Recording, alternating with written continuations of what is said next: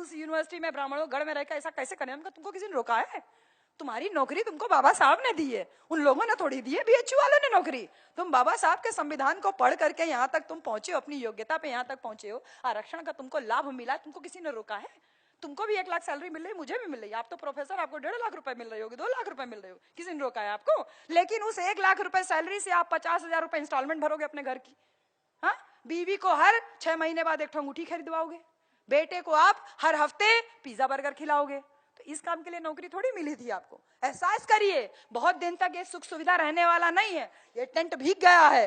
बाबा साहब का संविधान भी ऐसे कचरा करने की कोशिश कर रहे हैं। SC ST एक्ट को जो कमजोर करने का प्रयास किया, ये उसी संविधान को गीला करने का एक कदम है। तो देखिए, हवा चल रही है, हवा चल रही है, और ये टेंट धीरे धीरे सूख रहा है। तो भले मनुवादी हवा चल रही है, तो क्या 2019 में अंबेडकरवादी सुनामी ला करके इन सारी मनुवादी व्यवस्था को हम लोगों को भगा करके बाहर करना, निकाल के बाहर करना है। और ये महाराष्ट्र के ऊपर कर्जा है, बाबा साहब का कर्जा है, मान्यवर कांशीराम का। 2 महापुरुष आपकी इस धरती से निकल के गए, और फिर भी आजादी के इतने साल के बाद में भी आप अपना शासन सत्ता नहीं लेकर के आए। 2019 में फिर ये लोग बोलेंगे तुम्हारा दुश्मन मुसलमान है। आप इनसे पूछिए, और बल्कि मैं आपसे पहले पूछती हूँ कि मुझे एक बात बताइए, आपके आरक्षण का विरोध कौन कर रहा है? कोई मुसलमान कर रहा है? बताइए, कौन कर रहा है? मनुवादी कर रहे हैं। आपके बेटे रोहित वेमुला को फांसी पर चढ़ने के लिए क्या किसी मुसलमान ने मजबूर किया था? आपकी बेटी आसिफा को 8 दिन तक मंदिर के अंदर बंद करके दरिंदों की तरह नोच के पत्थर से उसका सर फोड़ करके क्या किसी मुसलमान ने यह काम किया था?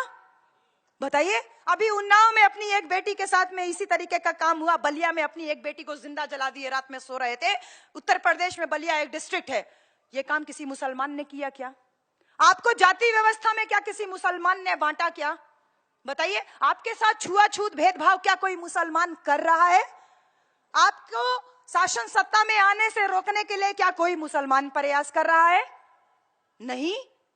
तो फिर आपका दुश्मन मुसलमान कैसे हुआ? कैसे हुआ? फिर ये कैसे लोग हैं जो टीवी पे रोज बहस दिखाते हैं कि तुम्हारा दुश्मन मुसलमान है, तुम्हारा दुश्मन मुसलमान है? आज आप इस दीक्षा भूमि से मैं जो बात कह रही हूं, रोजाना 1 घंटा अपने समाज में निकलिए, भले 10 लोग हों, भले 20 लोग हों, और उनके बीच में जाकर के बोलिए कि हमारा दुश्मन मुसलमान ना तो था, ना है, और ना ही कभी होगा। और इसका प्रमाण भी मैं आपको दे रही हूं, इसका प्रमाण भी मैं आपको दे रही हूं कि जब हमारे बाबा साहेब लंदन में गोलमेज सम्मेलन में हमारे लिए 2 वोट के अधिकार की लड़ाई लड़ रहे थे, उस समय भी मोहम्मद अली जिन्ना और सर आगा खान नाम के 2 मुसलमानों ने बाबा साहब का सहयोग किया था, किसी मनुवादी ने नहीं सहयोग किया। हमारे बाबा साहब जब महाड़ में पानी का सत्याग्रह कर रहे थे, उस सत्याग्रह को करने के लिए भी एक मुसलमान ने अपनी जमीन दी थी, जिसपे बाबा साहब खड़े होकर के अपना भाषण किए थे। हमारे ज्योतिबा राव फूले जो औरत की शिक्षा के लिए पहला स्कूल खोले, उस स्कूल को खोलने के लिए भी उस्मान शेख नाम के एक मुसलमान ने अपनी जमीन दी थी। उस्मान शेख की पत्नी हमारी अजीज, हमारी अम्मी फातिमा शेख, वो दूसरी मुस्लिम महिला थी जिसने औरतों की शिक्षा के लिए माता सावित्रीबाई फूले के साथ में रोज कीचड़ और गोबर सहती थी।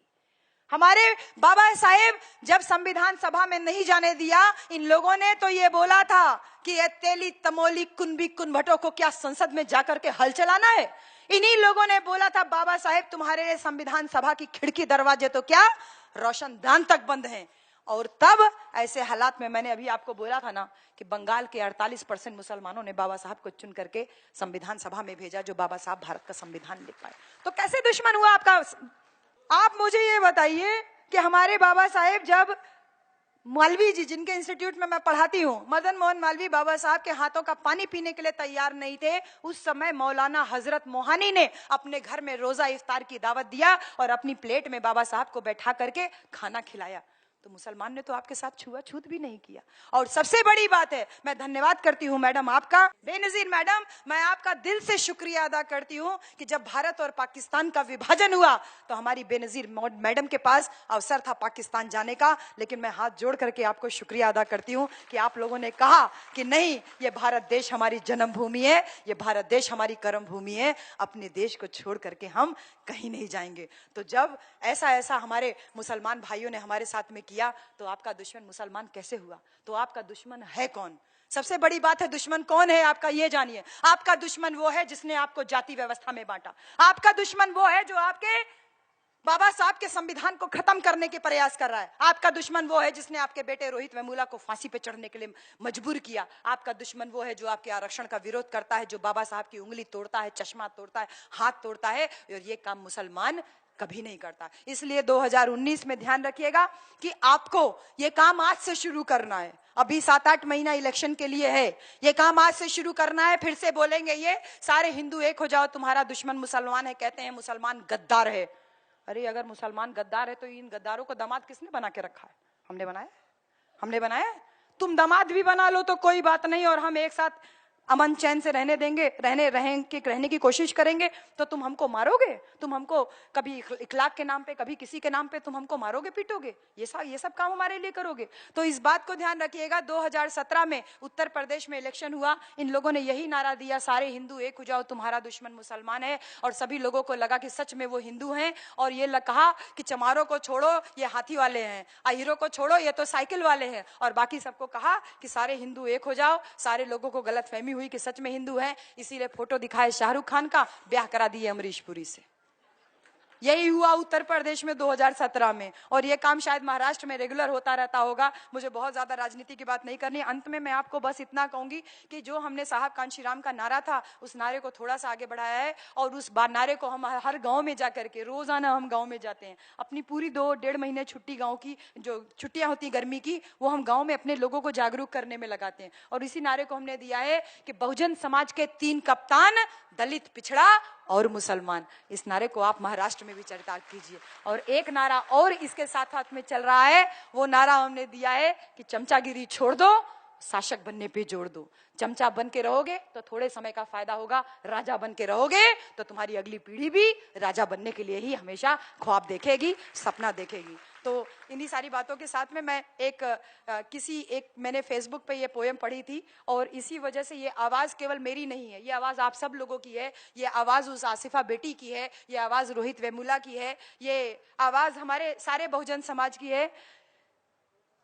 वो आवाज है कि जब जुल्मतें बढ़ जाएं बहुत, ये जुल्म जो कर रहे हैं हमारे ऊपर, जब जुल्मतें बढ़ जाएं बहुत, एक लौ जलाना लाजिम है। जब हाकिम ही गुमराह करे, एक आवाज उठाना लाजिम है।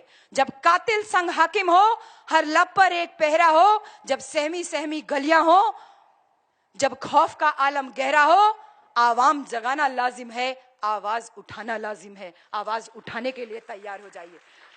जब कातिल उतरे सड़कों पर, ये मैं आसिफा के लिए डेडिकेट कर रही हूं, जब कातिल उतरे सड़कों पर, जब मुंसिफ ही घबराने लगे, 4 सुप्रीम कोर्ट के जजेस ने आकर के बोला था कि सब कुछ सही नहीं चल रहा है, जब मुंसिफ ही घबराने लगे, जब ताले लबों पे लग जाए, जब अपने आग लगाने लगे, इल्जाम लगाना लाजिम है, आवाज उठाना लाजिम है। हम गौरी लंकेश नहीं बनना चाहते, हम कलबुर्गी नहीं बनना चाहते, हम